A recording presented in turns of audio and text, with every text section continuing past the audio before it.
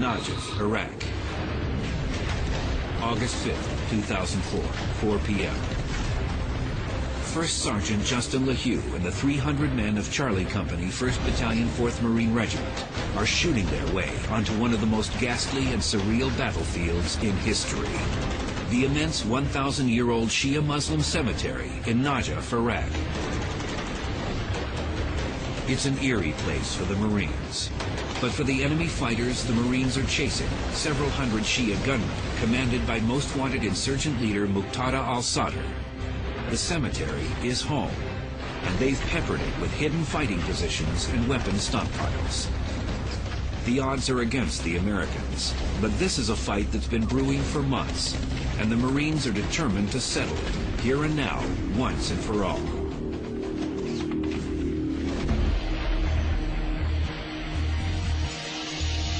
In the year and a half since the fall of Saddam Hussein, coalition forces have been steadily hunting down and killing or capturing Iraq's most wanted criminals.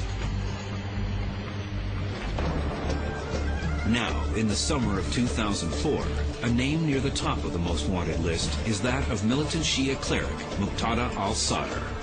He's a young man, 30 years old, and he's headquartered in the southern Iraqi city of Sadr is from that area.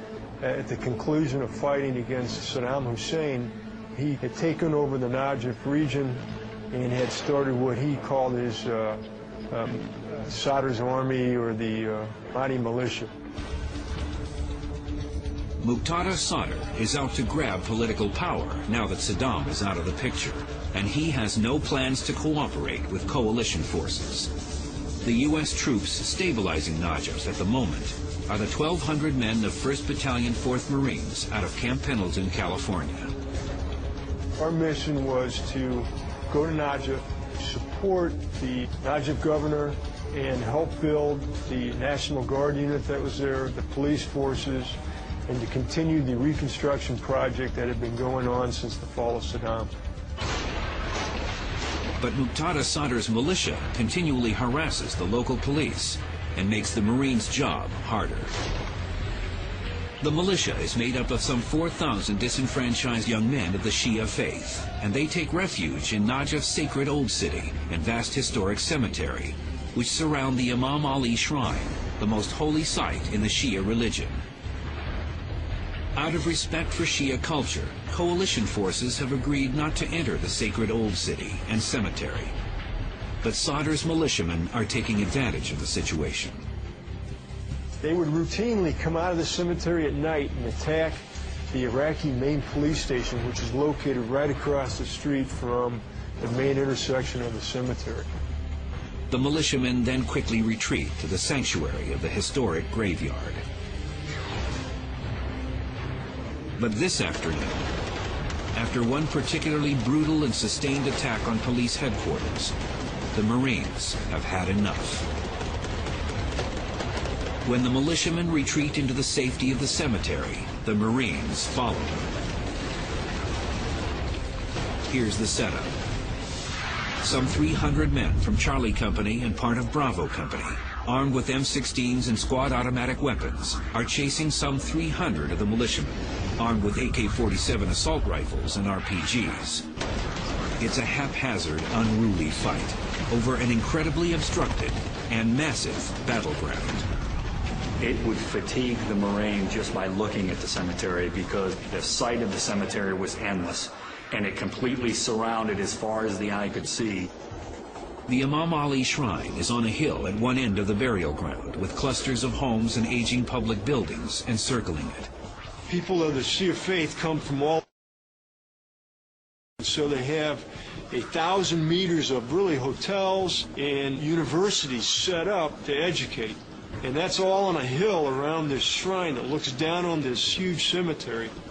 Many Shia from across the globe wish to be buried here near the shrine, hence the massive cemetery, a virtual city in itself of underground catacombs and crowded above-ground tombs and mausoleums, squeezed together in no particular order. The only way you can literally move 20 feet is by going over, around, squeezing through these huge mausoleums. As Marines move in search of the enemy, they try to respect the Muslim grave sites, but making their way through the jumbled environment is difficult and leads to a bizarre incident for First Sergeant LeHue. I'm kind of hopping on top of the crypt stones, and mortar shots, I happen to jump from one crypt to the top of the other crypt and ended up falling through. I noticed a pretty pungent odor, and I looked over to my right, and there was a woman inside of there. She had been dead for probably a year or so that was inside of there. I kind of tried to see the humor and everything, so I just said, "Excuse me, ma'am, sorry about the interruption." Stood up inside of there and brushed myself off and climbed up out of there. Marines have trouble spotting the insurgents because many are taking cover in the underground catacombs.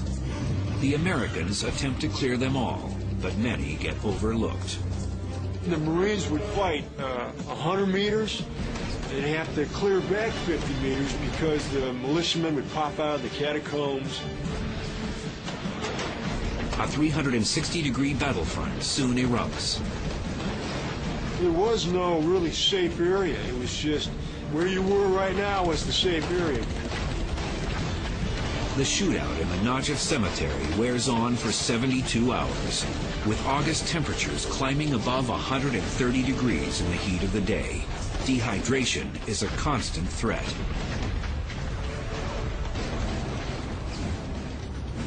But what some consider the most deadly threat of all emerges on day 2. A skilled enemy sniper positions himself on the hill, overlooking the graveyard. He can pick and choose any Marine that exposes himself because he has the ultimate view from the top down, unobstructed in the front, of all the movements that are down in there. And we have the obstructed view looking from the ground up, and we're also looking at a multi, so we don't know where it's coming from. The sniper proceeds to pin the Marines down and make their lives miserable for the next few hours. We had Marines that were taking refuge behind the headstones, and as they were starting to move, the sniper would hit the top of the headstone or the side of it. They were trying to expose their body, and he would notch out. You'd see pieces of masonry fly. The sniper soon takes a victim. It's about 1 p.m. and now we're getting a head count, and we're missing one Marine. He had taken refuge down in a little walled-in structure that was where one of the tombs was at, kind of out of sight, so we thought he's just slumping down, maybe taking a drink or whatever, but the corpsman didn't see him, so they finally went down in there because he wasn't rogering up. First Sergeant LeHue and others eventually locate him. He had already probably been in that position for 20 minutes. He had taken a sniper shot through his neck collar piece, which is not meant to stop an impact of a straight-on shot from a Dragunov rifle. It's meant for fragmentation or anything else. It's not meant to stop the impact of the bullet. Just then, another oddity of fighting in the Muslim cemetery occurs. Despite the battle, 5 times a day, a call to prayer is sounded in the mosque. Each time that happened, the firing would stop, and the insurgents would either pray or they would take that time to say, "This is holy time for 5 minutes." It happens now, and First Sergeant LeHue and 3 other Marines take advantage of the time to evacuate the Marine's body. The entire time this is happening, not a shot is going off or anything. And this took a good amount of time to get his body out of there. Was at least 20 minutes. The sniper holds his fire well after the prayer time has expired. In my professional opinion, whoever that sniper was had enough respect. He knew he killed that kid, and he knew what we were doing, and I think to this day he allowed us to remove that kid off the battlefield. And once he knew we had our dead off the battlefield, he engaged target's opportunity again. The sniper is shooting from several rooms and balconies of a hotel building overlooking the cemetery. He changes his firing position to another room in the hotel after every shot, so that even if the Marines see his muzzle flash, they'll miss him if they fire at him. The hotel is several hundred yards distant, but the Marines soon come up with a way to detect him and pin him down. There are Marine tanks present, positioned on the only major road through the cemetery. When the Marines spot the sniper shooting from one of the hotel rooms, they ask the tank gunners to fire at the room and destroy it. Eventually, the tanks destroy so much of the hotel, the sniper has nowhere left to hide. After a certain sustained period of time of blasting, the sniper had disappeared. It just went away.